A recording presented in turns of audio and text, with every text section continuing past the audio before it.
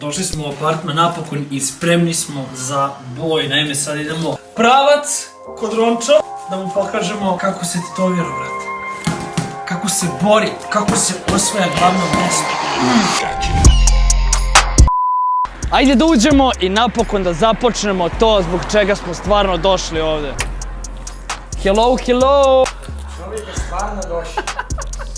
Ali ne možeš da veruješ 100%. Iscimao sam se toliki put iz Beograda, 100 dana jahanja.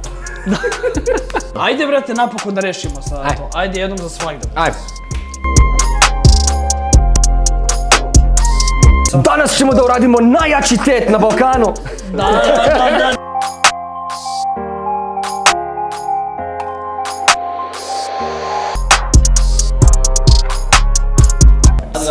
Ovaj čovjek mu je smrtni neprijatelj danas.